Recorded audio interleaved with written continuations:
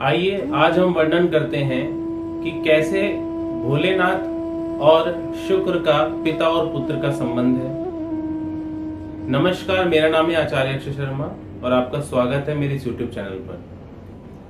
तो आप सब जानते हैं कि शुक्र ग्रह भोलेनाथ को अपना गुरु मानते हैं और शुक्र ग्रह के पास जितनी भी विद्याएं हैं, अस्त्र शस्त्र की, नीति की जितनी भी जानकारी है, जितना भी गुप्त ज्ञान है, संजीवनी विद्या है, सब उन्होंने भोलेनाथ की तपस्या करके प्राप्त किया है।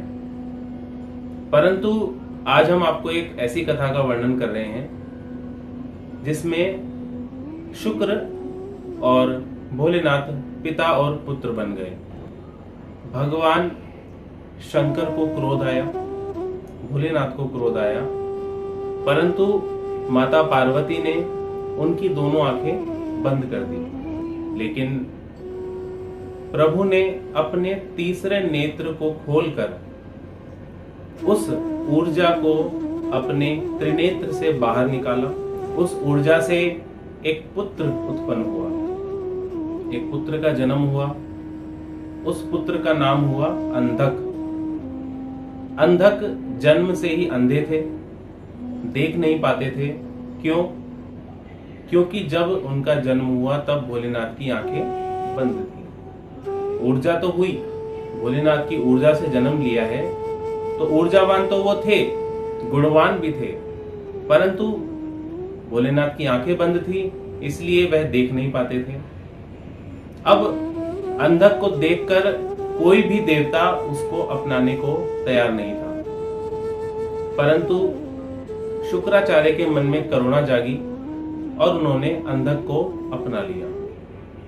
शुक्राचार्य ने अंधक का लालन पालन किया और अंधक को बचपन से ही अपनी विद्याओं का ज्ञान देना शुरू किया। शुक्र अंधक के पिता भी कहलाए, क्योंकि लालन पालन करने वाले पिता ही होते हैं, और गुरु भी कहलाए, क्योंकि सारी विद्याओं का ज्ञान उन्होंने अंधक को प्रदान किया। एक गुरु की तरह अपने शिष्यों को देखा और पुत्र की तरह उसका लालन पालन किया। अंधक जैसे जैसे बड़ा होता चला गया, वह तेजस्वी और पराक्रमी होता चला गया। क्यों? क्योंकि संतान भी किसकी थी?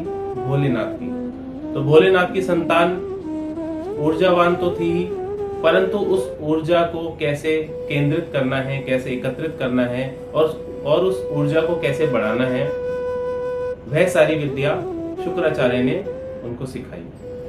अंधक जैसे जैसे बड़ा हुआ, युवा हुआ, अब क्योंकि अंधक युवा हो गया है, आप भी जानते हैं कि पिता और पुत्र में टकराव तब होता है जब पुत्र युवा हो जाता है। उनकी अंडरस्टैंडिंग नहीं मिलती है, विचार नहीं मिलते हैं, विचारों में मतभेद हो जाता है। हर किसी के साथ होता है। 100 में से 90% ऐसा ही होता है। पिता और पुत्र की अनबन का कारण सिर्फ पुत्र की युवावस्था होती है, जनरेशन गैप हो जाता है।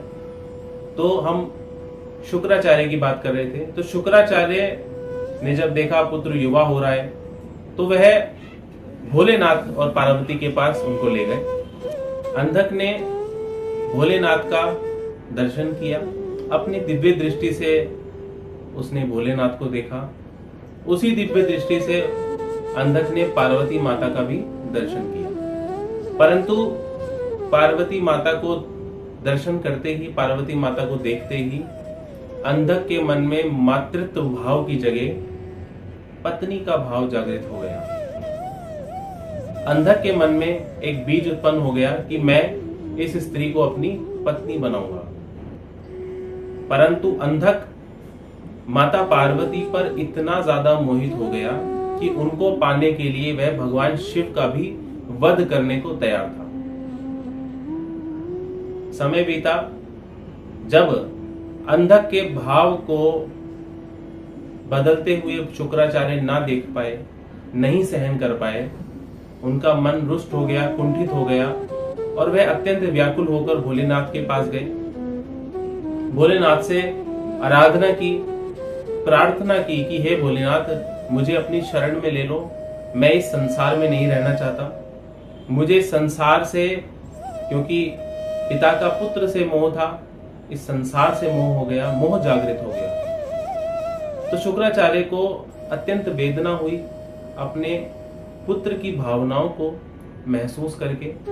शुक्राचार्य की इस व्याकुलता को देखकर भोलेनाथ ने शुक्राचार्य को दूध के साथ पान कर लिया और अपने गर्भ में स्थान दिया।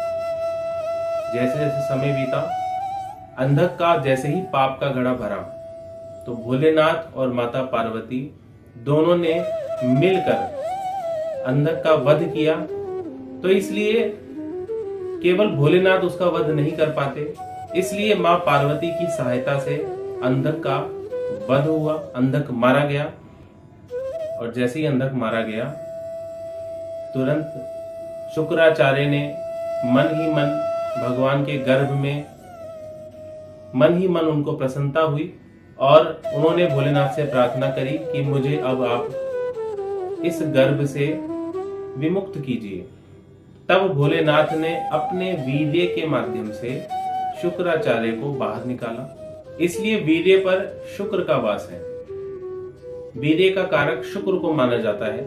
संतान उत्पत्ति का मुख्य कारण वीर्य होता है। बीज उत्पन्न होता है वीर्य से, तो उसका कारण, उसका कारक शुक्र को माना गया। ग्रहों में, शरीर में वीर्य के ऊपर शुक्र ग्रह का अधिपत्य होता है। तो यह थी संपूर्ण कथा कि कैसे भोलेनाथ के शुक्राचार्य पुत्र हुए।